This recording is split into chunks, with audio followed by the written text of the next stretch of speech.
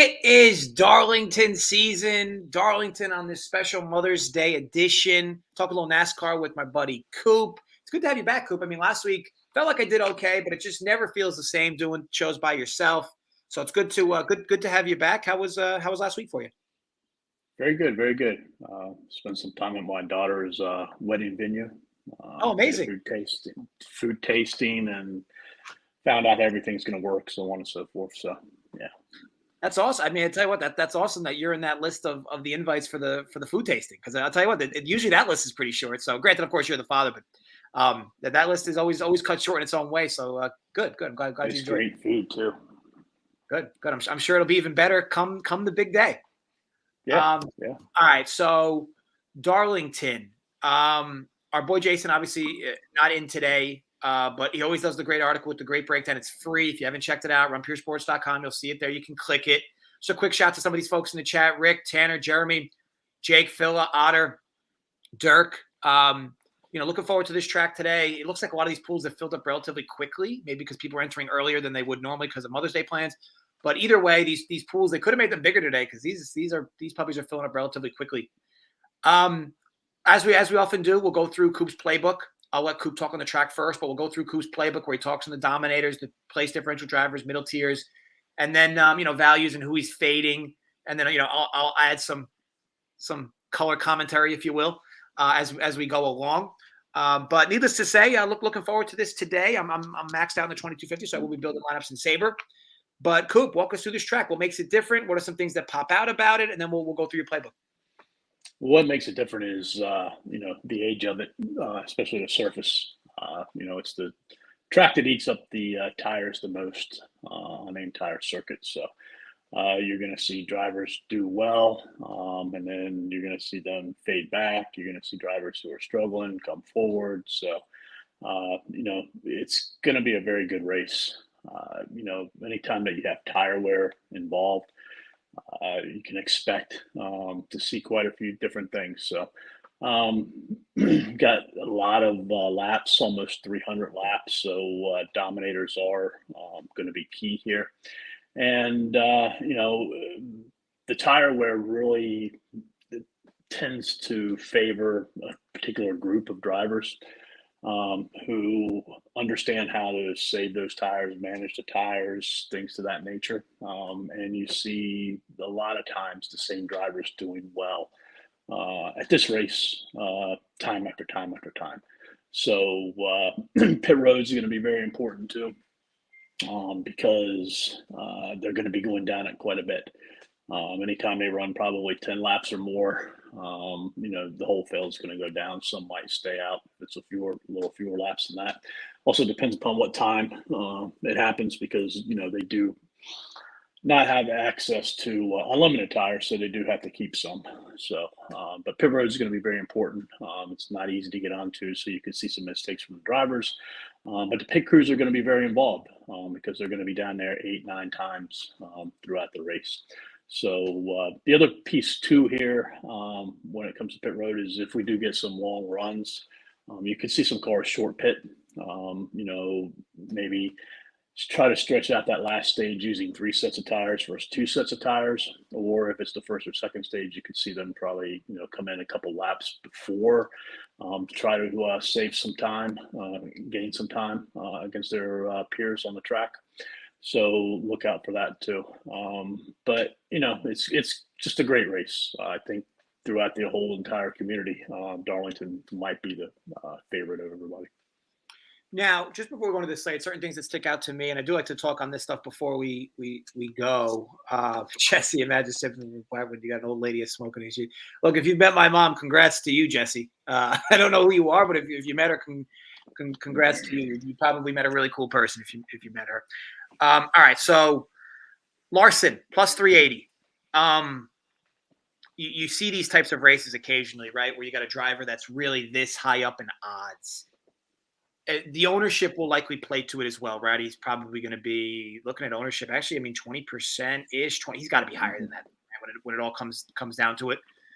What are you doing with Larson today? Larson feels like the type of driver on a track like this that you hate to say it, right? But on a track like this that you can lock in. I say that because with where his price is, where he's coming from, he's likely to get a few laps led regardless, unless his car just blows up on him early in the race. Um, what are you doing with Larson today? A guy who's probably going to see somewhere between, I don't know, anywhere from 25 to 35% ownership.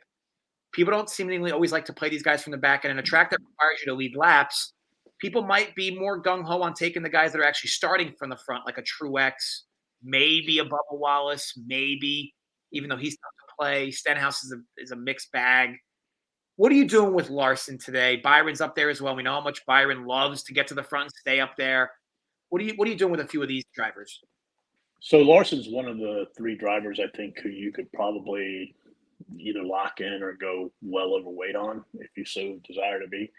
The track sets up perfectly for his style of driving. He likes to run against the wall, and you know he's had a lot of good success here. He hasn't won a Cup race. He won his first Xfinity race yesterday here, but he's been very, very good throughout his career. You can look at last year, he struggled here. One was with an accident. The other one, he fell 2 laps down, fought his way back. Still finished in the top 10. So he's definitely going to be up there as a contender. He's one of the 2 drivers, I think, who could completely dominate this race.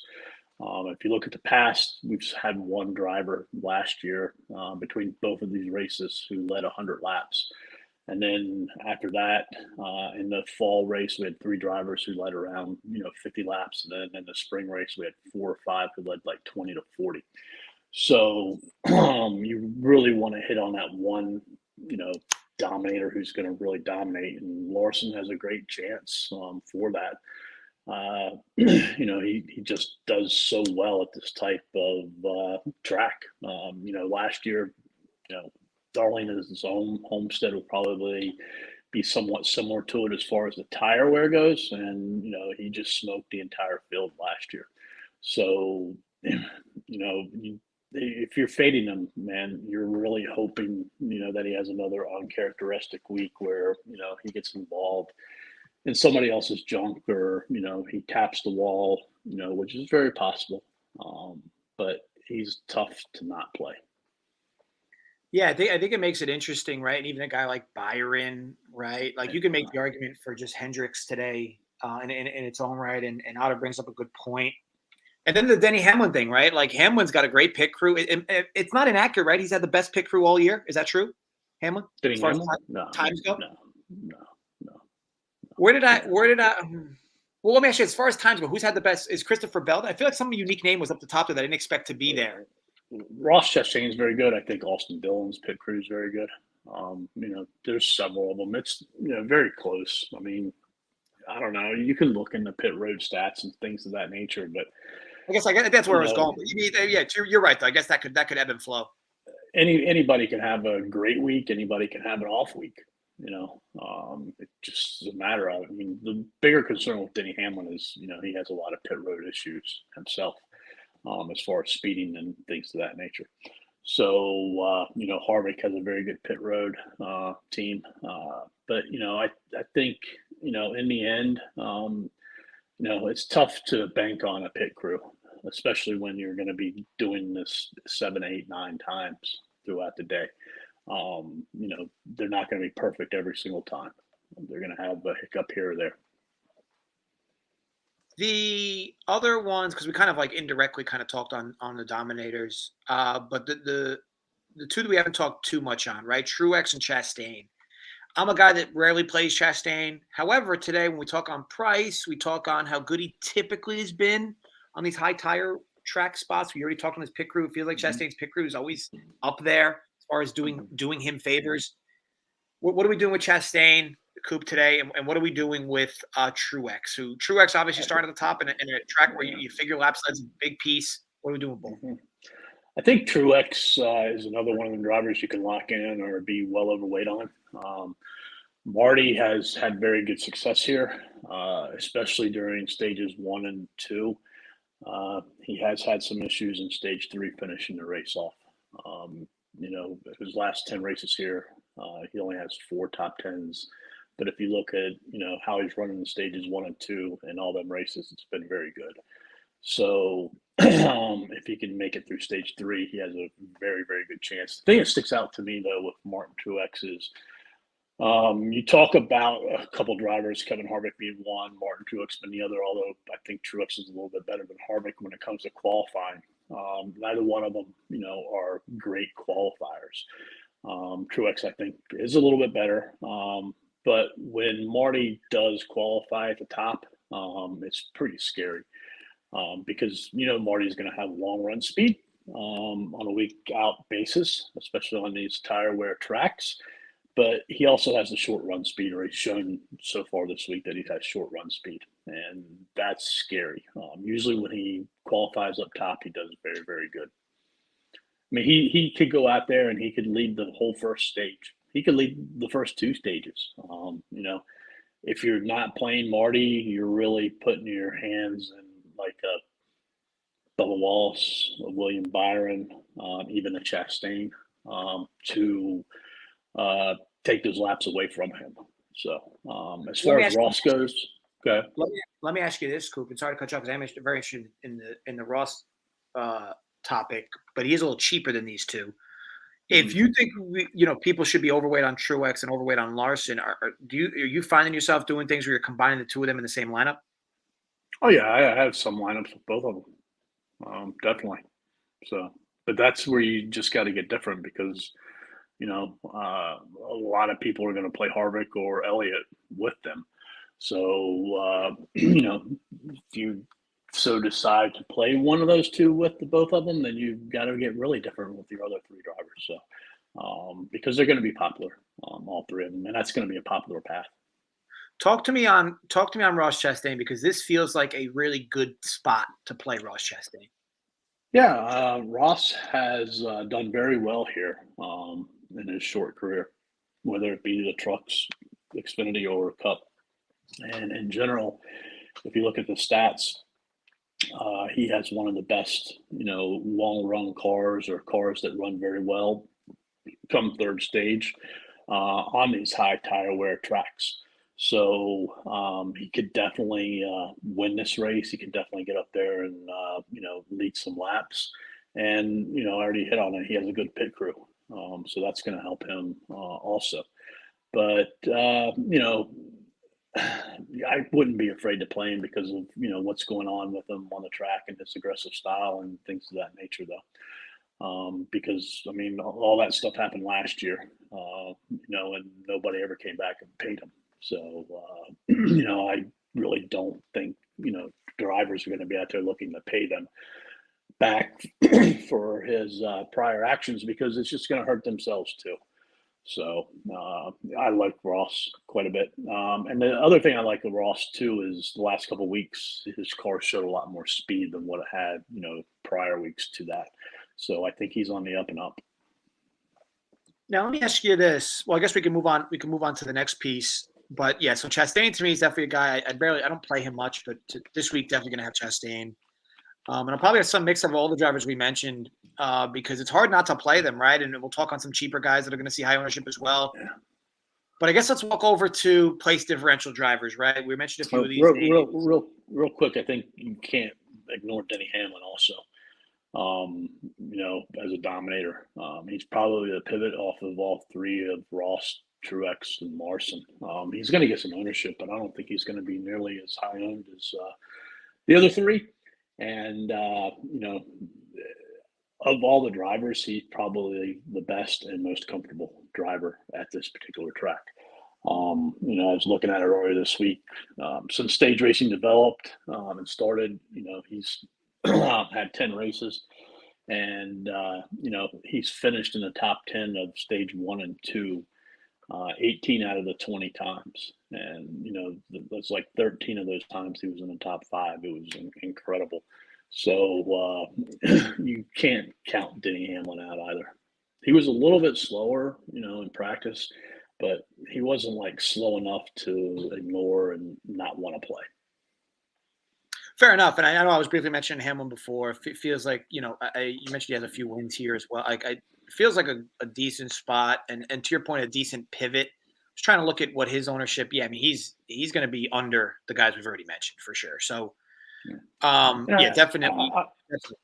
The other thing I was kind of surprised with the DraftKings pricing this week too. I thought maybe one or two of the drivers would be in the 11K range, because we have 300 laps on those, so there's a good amount of Dominator points. But I think it's a little softer than what I expected it to be, which makes it easier to play two, even three of these guys in a lineup if you wanted to. Yeah, so walk me through the place differential, right? Because Chase Elliott's obviously sticks out here, right? He's going to see at least 35, 40% ownership, and maybe even in the high stuff, you might see close to 50. You're talking a guy that's 10-1 to win this race, that's got place differential of 21 spots, and he's not even priced like the 10th highest priced driver, or 7th, something like that. Like, he's going to see ownership today. So what you already mentioned, the big drivers, you want the Dominator points. Arguably the safest place differential driver in Chase Elliott, who's also priced decently high. What are we doing with him? Yeah, I mean, I don't think you can ignore Chase Elliott and Kevin Harvick. Both of them are going to get ownership. I would be surprised if Elliott gets more than Harvick, just simply because Harvick's probably 800 to maybe even a little bit $1,000 cheaper. I think Harvick probably doesn't have the win equity that Elliott does, because he doesn't have that short run speed. Kevin's going to have to get it done on the long runs, and that's what he does. But he's another top 10 machine here. He gets top 10 after top 10 after top 10, year after year, race after race here. And I do think his driving style for this track is suited better than Chase Elliott. Elliott's getting better. Elliott's had some good finishes here. I think Elliott's still coming back from his injury. He's been up and down. Jay and I were talking about Chase Elliott, like in the years past, like these HMS cars, when they would come off the truck, all four of them would just be spectacular. And now it just seems like Larson and Byron are spectacular week after week. And Elliott and the 48 opponent, who has Barry in it, they're not as good as those two off the truck. Elliott did have some very good practice speeds. He was in the first group though when the track was better. The speeds were better for that group. I do think I feel much more comfortable playing Harvick than Elliott because of the price. And that's fair. I think as we look through some of these as well, like Kyle Busch, right? What do you want to do with Kyle Busch? Obviously starting at a 12th, he's high priced. His win equity is okay for what he's priced. Probably going to be, I don't want to say low owned, but I mean, I'm still seeing 20%. Like 20% Kyle Busch seems crazy to me. Like if he's 20%, like he feels like an easy fade. Am I wrong? Yes and no. Real quick, back to Elliott and Harvick. I think a way to get different to play them is just by having one Dominator in your lineup and hoping that Larson, Chastain, even Truex go out there and lead 100, 150 laps, because I think that'll be a little bit different as far as those two. When it comes to Kyle Busch, I don't know. I'm kind of mixed on Kyle Busch. I think he can have a very good day. My question with Kyle Busch is, can he get those Dominator points? Because he's going to need some because of his price. You really think if you're playing Kyle Busch, you're really trying to beat Kevin Harvick and you're trying to beat Chase Elliott when it comes to fantasy points, because he's kind of a pivot off of both of them. And I think he has that Dominator upside where those two really don't have the Dominator upside. I think it would take a lot for them to, earn a significant amount of Dominator points. But, Kyle's been faster the last couple of weeks compared to what he was after he won at Fontana. He does very, very good managing his tires. I'm hoping that he comes in at 15%, because I think, you play him, you're really needing those Dominator points. And if he doesn't get those Dominator points and finishes fourth or fifth or sixth, he's not going to do much to help your team whatsoever. Fair. I mean, there's obviously a ton of different ways you can skin it. But it does feel like another track that's kind of top heavy, right? Yeah, it's very top heavy. Like I said, you can have a pretty good idea of which of these drivers are going to do good week in and week out.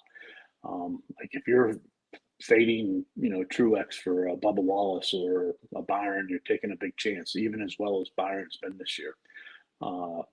He's still not in a league with these upper tier drivers when it comes to tire wear. He's still solid. He's very good. He has a win at Miami. He can get it done. But just Willie B just seems like he does very good the first parts of the race, and then slowly, falls back to third, fourth, fifth, sixth, eighth. And then the other piece with Willie B is he can be kind of boom or bust. Finish very well or get caught up in an accident or have an issue and finish 20th to 25th or worse. Fair. All right. The other driver in there is Buscher. He's going to be very popular too, $7,600. And, I want to be, even to a little bit underweight on him because, I don't think if he gets in the top 15, that's going to be exceptional for him. I think more or less he's going to finish 16th to 20th. And I think there's a good possibility he can finish 20th to 23rd and disappoint. So he's not a lock by any means, like a Kevin Harvick, so to say. But he does bring that upside. He is going to get a decent amount of ownership. Before we go on to the next section where we kind of talk a little more on value drivers or place differential in general, or even the kind of middle tier guys where you have a chance to win. Actually, it kind of correlates because I see him on your list. We talked a little bit on Brad Keselowski, right? Let's start over to the middle tier drivers. Keselowski feels like a really good play today. At this price, win equity, seemingly always does well at managing tires. Walk me through why you would play Keselowski and why you wouldn't play Keselowski. I think this is a great group of drivers in this range, starting like 10th through 16th, that aren't going to be as highly owned as the Buscher,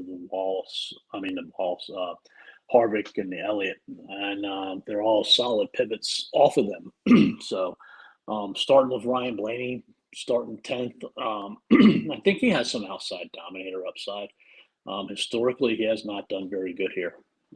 But, he showed in practice yesterday that, he has a very good car and it's really good on the long run too. So if you look at it a couple weeks ago when he went to Dover, another track he wasn't very good at, but he basically ran third, fourth, fifth place the entire race and was very fast. So I could see him doing that. And the price on him is very, very cheap. Then you have Keselowski, who, showed he has very good short run speed. He was lacking in the long run speed yesterday. But the thing with Brad Keselowski is, he likes to play the strategy. And, didn't touch on it earlier, but fastest laps here. Typically the fastest laps come from the leaders. They're still going to here, but the leaders aren't going to get nearly as many as what they typically would because, when that first car pits, they come back out, they're going to get the fastest laps until the next car pits. So that's how much of a fall off you have in the tires. And we could see Brad Keselowski play some strategy. He could steal some Dominator points, get some Dominator points that way. And still, based on his speed, I don't know if he has top 5 upside.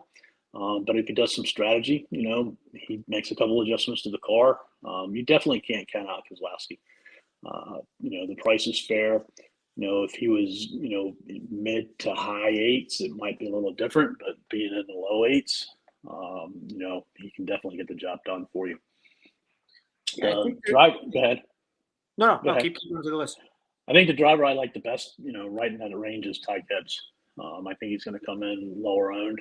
He doesn't have the experience here that these other drivers have. He wasn't great in Xfinity.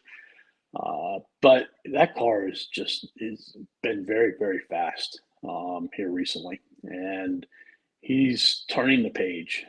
He's getting much more comfortable week in and week out. And I think some people kind of forget, that that car was a very top tier car not too long ago when Kyle Busch was in it. So I wouldn't be surprised, if he can will out a sixth, seventh, eighth place at low percentage of ownership and be a difference maker for you. But I think it's a good pivot off of Keselowski and Blaney. I think you're right. Those are the top. Those are the top three. In that range that I like. The other ones like Logano, Bell, they're a little bit more risky. They have better starting positions, a little bit more upside, but they were not very good when it comes to the long runs. And Bell just doesn't seem to be in it right this particular minute for whatever reason. Joey Logano showed some very good, stats when it comes to long runs, but as we've talked many times here, he's starting, in the middle of the pack, and he's got to find a way to get to the front. If he can find a way to get to the front, I think he can stay there. But that's going to be the key thing because his car is so much better when it's in the front. When he gets in the middle of the pack to the back, he just struggles week in and week out. Yeah, I think it's interesting. A few different things that you noted.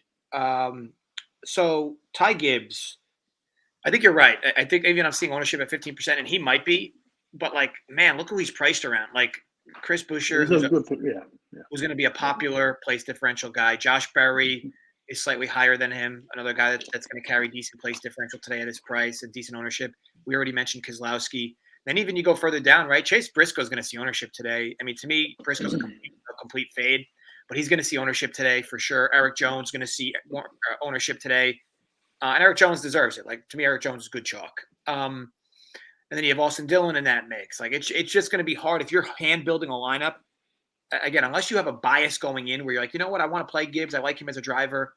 But if you don't have a bias going in, it's tough to just objectively put Gibbs in your lineups.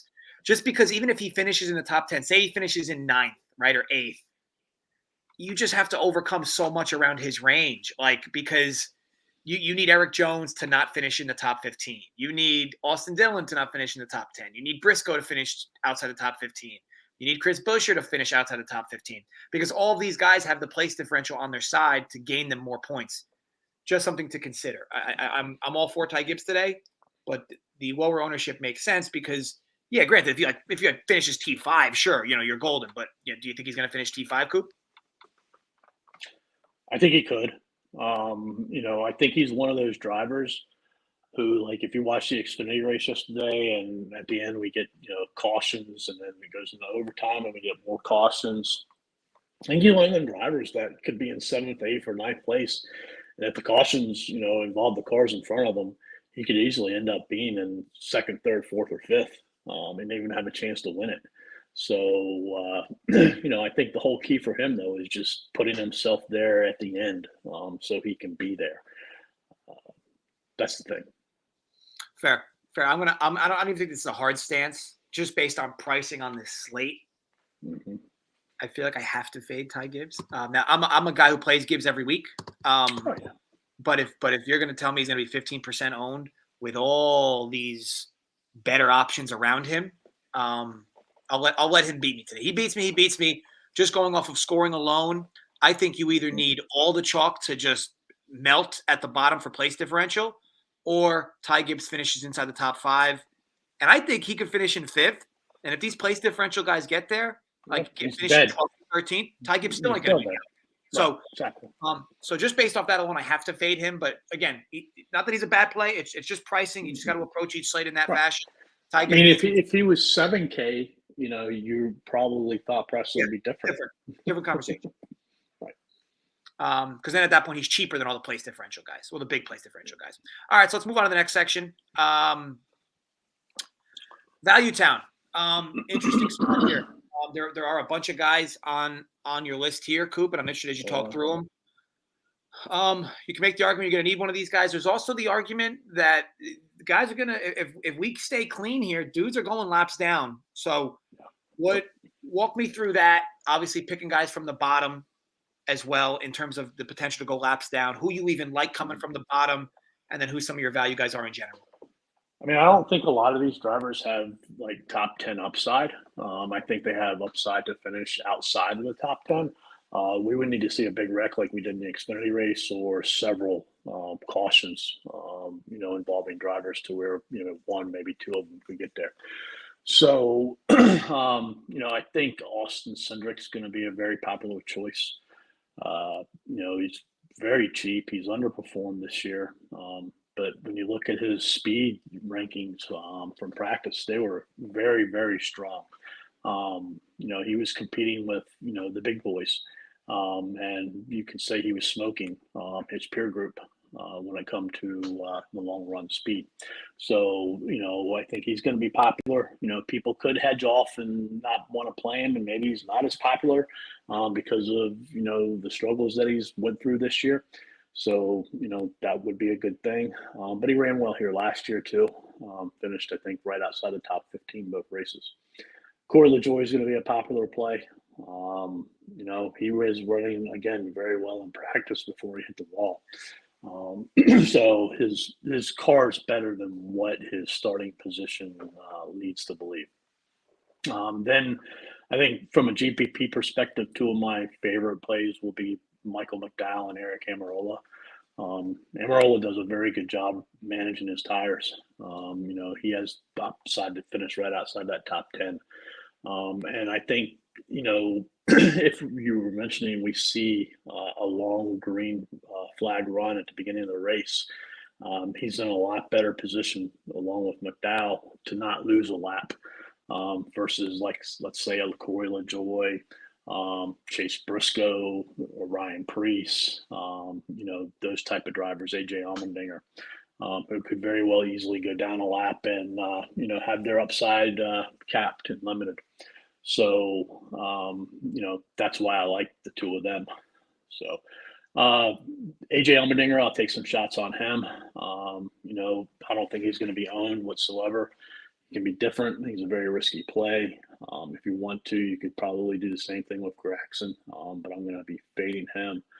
I think Ty Dillon is a driver who, if we do get some wrecks, could slip up to a 24th, 25th place position. He does well, at this type of track. He's in bad equipment, so he's going to need a lot of help. But I think, this is a week where I don't mind playing a Ty Dillon a little bit here and there if you're going to expect a lot of carnage. But yeah, it's wide open. There's really nobody down here I really favor. I want to try to have one to two of these drivers in my lineups. If you go really heavy at the top, you're kind of forced to play three of them.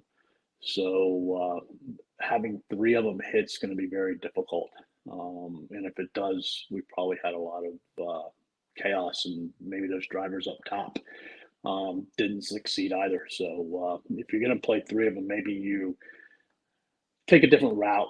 You're playing maybe a Kyle Busch and Denny Hamlin type of lineup to start with.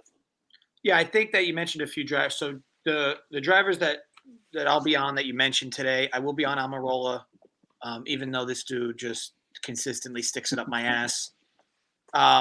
I will be on. I don't think you mentioned Austin Dillon, but he's similarly priced in that area. Yeah. I will have him. I will have Cindric.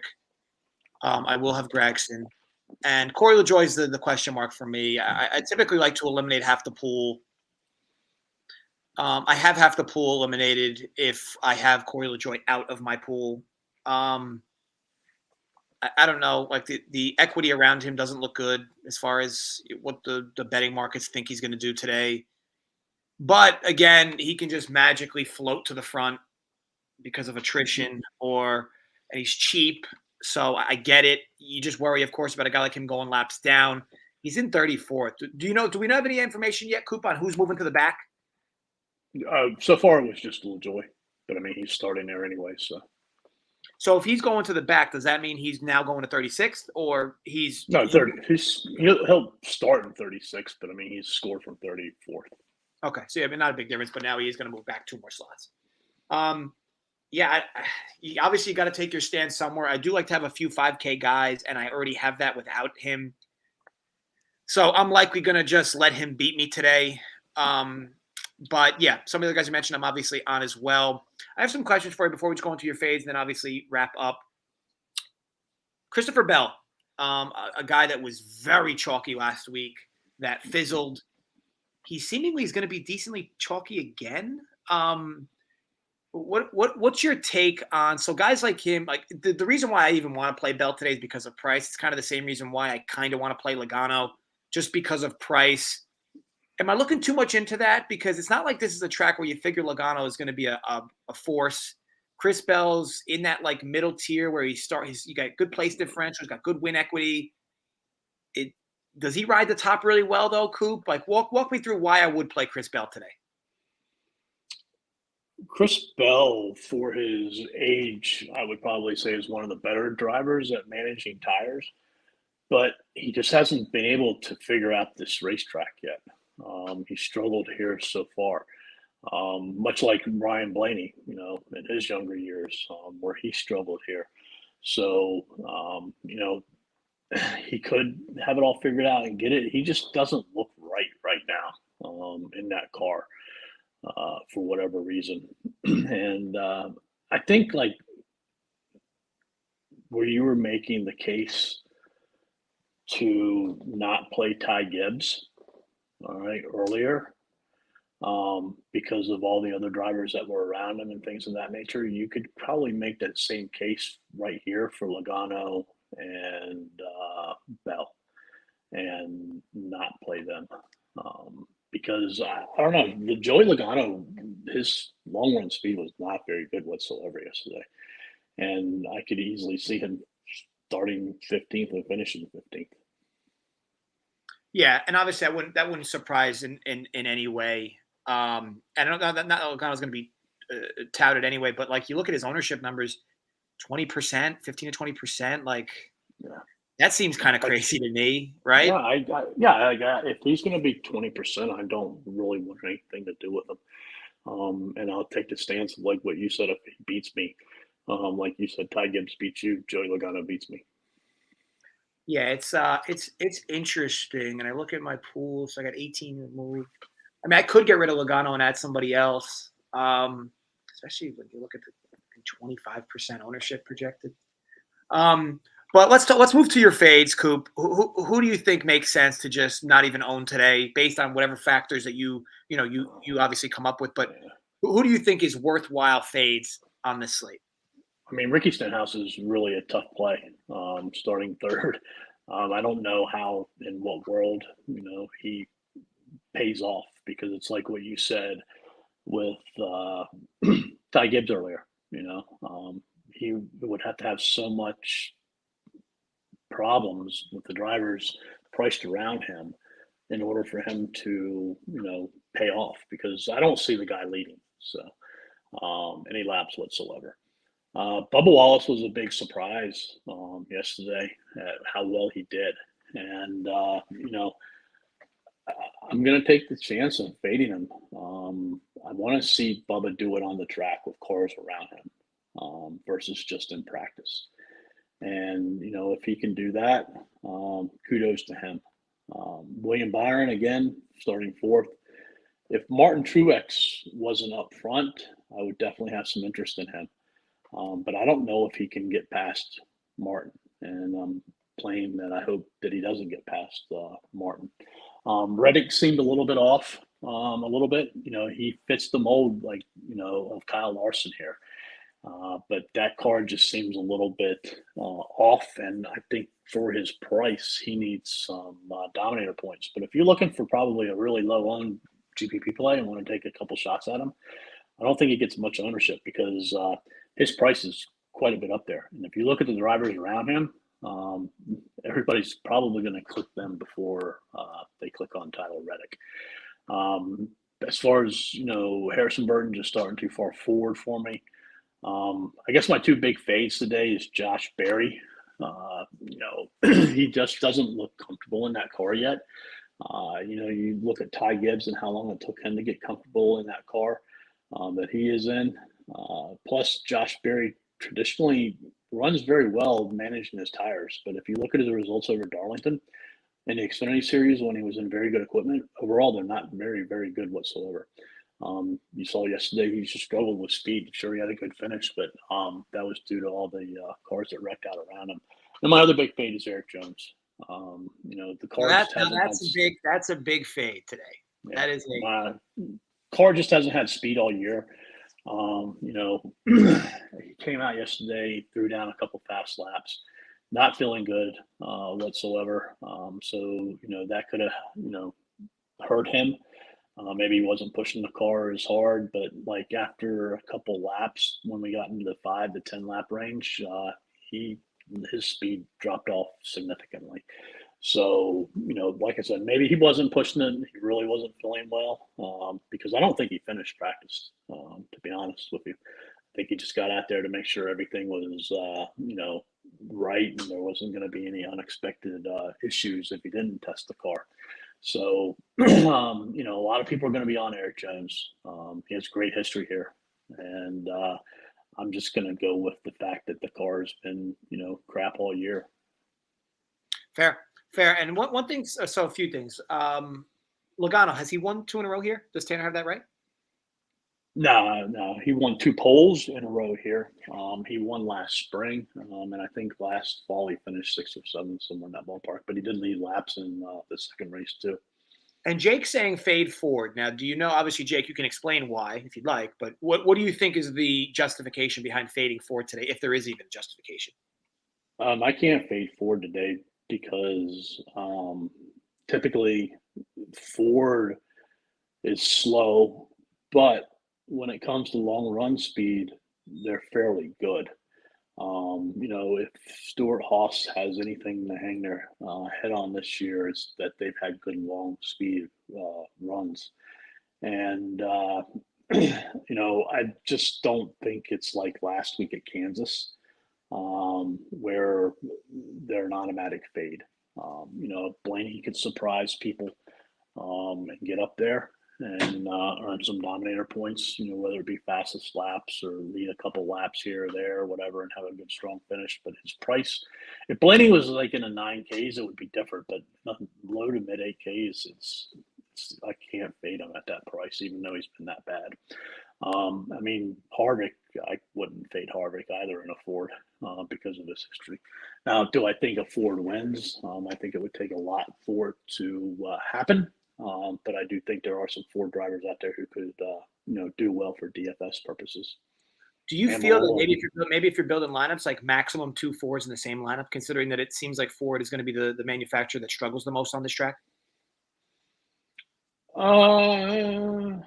Maximum 2. I think you could get away with 3. If you went, let's say Blaney, Harvick, and Amarola, but I think 2 is probably a good number. Okay. And let's walk through this. Because Lasky's in a Ford too, So, I just don't think it's like last week. Because last week was all about speed, and more speed. This week's about, having that speed, but also being able to manage your tires. That's fair. I can't argue that. I think obviously you just try to look for rules you can create to get yourself more concentrated on an optimal winning lineup. Right. And like I said, there's going to be a lot of people that, it's a chalky slate. NASCAR is usually chalky, but, I think it's going to be even chalkier than what we usually see. And I will say this as well. What was I going to say? Bubba Wallace, to me, is an easy fade today. He gets there. And again, Bubba Wallace is the guy I play every week. This was not a week I'll be playing Bubba Wallace. To me, he's a guy that's proven, even if he gets to the front, he concedes it happily. Whether it's, because of the longevity of a race or whatnot. When he gets to the front, he's not keen on staying up there. So you're likely not going to get a whole lot of laps led out of him. You're not getting any place differential out of him. And always keep in mind with Bubba, like, one flub is coming. Like, it's just a matter of how impactful it's going to be to his day. And it's not always him either. Like, it's sometimes his crew. It's sometimes just a random wheel. But it's always something with him on these tracks. And the crazy part is, Coop, it feels like he has a fast car every week. Yeah, he It's is just a fast car every week it's something. And I mean, yeah, I think if you go back and look at it, he had a pretty good finish at Fontana earlier this year, which is a high-speed track that commands some tear on the tires. So we'll have to wait and see. But I'm in the same shoes. If he beats me, he beats me. Yeah, I don't know the upside, right? His price range. But yeah, I mean, either way. All right, so that's that. Coop, any final notes on here? Anything? Oh, by the way, folks, like the video if you haven't already. I don't have the like pull number in front of me, but please like the video. We obviously do this for you guys. It's Mother's Day. Look, I have shit to do after this video. I'm sure Coop does. We all do in our own way for Mother's Day. You could like the video. It's not hard. Just maybe do a little sound effect. So yes. Anyway, Coop, final notes on this track. No, I think, like you said, you got to eat some chalk today, and it's eating the right chalk and hoping that chalk pays off for you. Unless we see a big accident like we did yesterday, the attrition here is usually not very, very big. It's usually one car spin outs and things of that nature. I don't know. It's tough. I think you just got to hit that right car that does very, very good. Wasn't very low owned and very talked about. Yeah, I mean it's a fun slate in its own right there, and then obviously finding that happy medium of who you'll play and who you won't. It's just like any other race, right? It all matters. But yeah, so just real quick from me, I'm likely going to find guys like Logano in my lineup, whether I want them to or not. And I think you need a few cheap guys. Create your necessary rules to make sure your lineups aren't too overweight on dominators or overweight on place differential, because this is a track where you're likely going to find a happy medium. Definitely going to be more on the dominator side because of how many laps to go around, but you're going to need place differential guys in all your lineups. So again, don't build a lineup that's dead on arrival where you got like 5 dominators and 1 place differential guy, or 5 place differential, 1 dominator. You got to mix and match unless you're just looking for an absolute catastrophe. But either way, there's going to be a mixed bag of who's in that optimal today. So just use that to your advantage. Like I said, I mean, I mentioned Denny Hamlin and Kyle Busch. If you start with like a Denny Hamlin, Kyle Busch, you're going to be very different. Yeah, it's yeah, it's what makes it, I guess, kind of fun in its own right? But needless to say, all in all, I think that I just say this all the time: when you're building lineups, like just make sure your lineup makes sense. And your lineup doesn't make sense just because you fill it out your salary. Perfect. I think when you get into that, I think maybe playing you get into Blaney, Gibbs, and Keselowski. I don't know if playing 2 of them in your lineup is the right idea, because you're going to need you went through all the stuff earlier of what needs to happen for Ty Gibbs to succeed. If you're playing both of them in the lineup, then you're basically needing it to happen twice. Exactly, and it's not even like that. Like Ty Gibbs is not even owned, and it's like, oh, it's a good pivot. Like Ty Gibbs is going to say 15% ownership today, so it's not like you're it's like this amazing pivot, right? That's a 7% driver. But yes, overall, a lot of good stuff nonetheless. Thank you everybody for watching. Obviously, thanks for the comments as always. Nice to see Jake Garrett. 3 Ks, I guess, in the first inning. That's awesome. Especially since obviously he was the big guy from the MLB show. But yes, needless to say, folks, gamble responsibly. Enjoy Mother's Day in whatever that means to you and your family. Coop, thanks again for hopping in on this day as well, especially. And look, guys, gamble responsibly. Stay safe. As always, run pure. We'll be back next week. Thanks again.